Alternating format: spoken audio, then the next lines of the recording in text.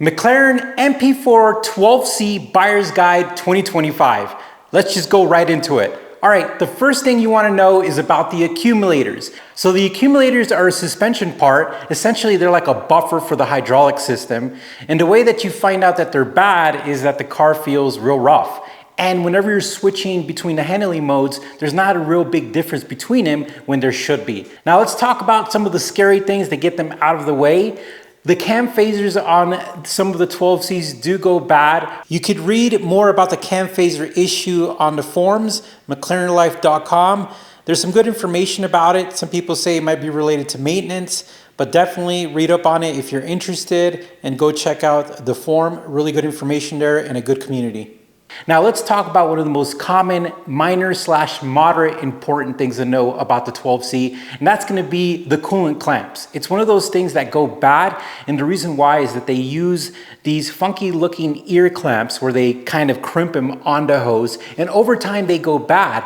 And so what people do is they replace those with regular worm clamps and some high quality ones. I purchased some from Thorny Motorsports, which is a very reputable company in the UK that sells McLaren parts, and I replaced most of them myself. It's not easy because the ear clamps are really hard to break off or cut off. I have a video how to do that if you're curious about that. So whenever you're looking at the car, at the back of the engine bay, there's an engine cover, and it's going to be really hard for you to inspect the clamps. And that's why people recommend that you actually lift the car, remove the underside of the panel, so you can inspect those coolant clamps, and you could also inspect the water pump.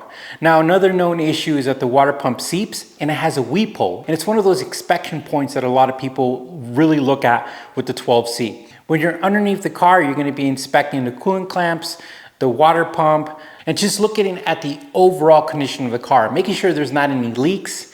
Another thing you really want to inspect is you want to inspect the car in a cold start, especially the 12C. There's a couple of things that could go wrong. The idle could be a little funky. Mine has a little bit of a funky idle every now and then it could be as simple as it needs to just relearn or be updated, all the way to there could actually be an issue with the dampening springs in the clutch assembly, and that's definitely a big issue. That's going to be a big ticket price. So make sure that you turn on the car and do a cold start.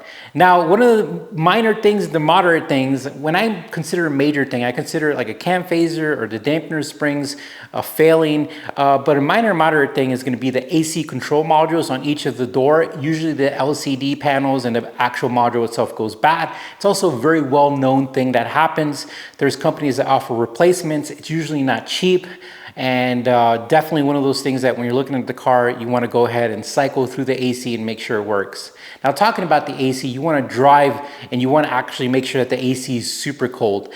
These cars are known to have kind of like a fluctuating AC performance. And what I mean by that is that it's electronic, and some of the issues have to do with the sensor and indoor, outdoor air. It's kind of like one of those things that it has a glitch, and you want to make sure that the AC is working. Now, talking about glitches, these cars come with an infotainment center that's called Iris. There's Iris 1 and Iris 2, and Iris 1 is a little glitchy. I know that everything works on my car except the nav. As far as the Iris system, the nav is very glitchy.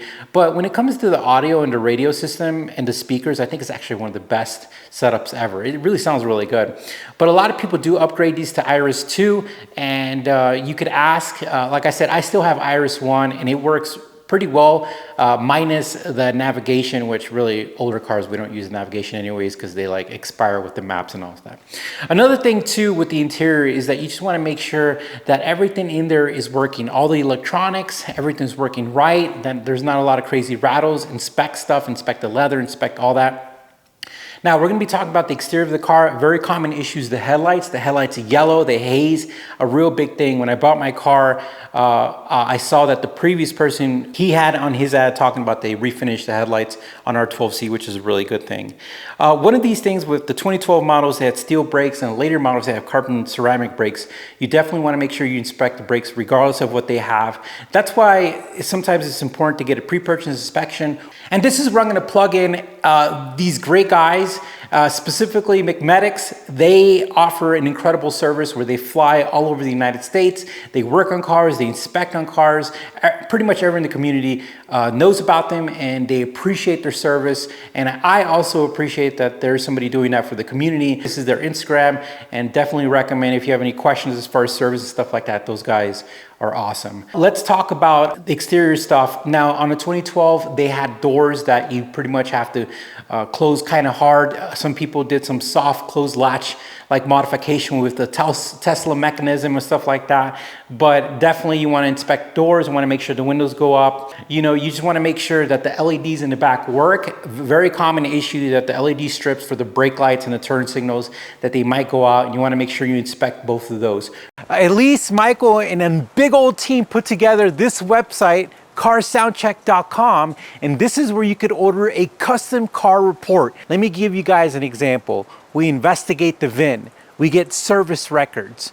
But not only that, we take your specific vehicle and we look for the actual real common issues. And how do we do that? Is we find out who's the #1 guy in that field, like who's the #1 Camaro guy, who's the #1 GT3 guy. And we reach out and we converse. We've built a big network and we try to find out what the OGs would tell you to watch out for. So at the end of the day, when you buy a car sound check guide, you essentially go and save money because you become the OG. You learn everything you need to learn to be able to inspect the car the best way you can. Check us out at carsoundcheck.com.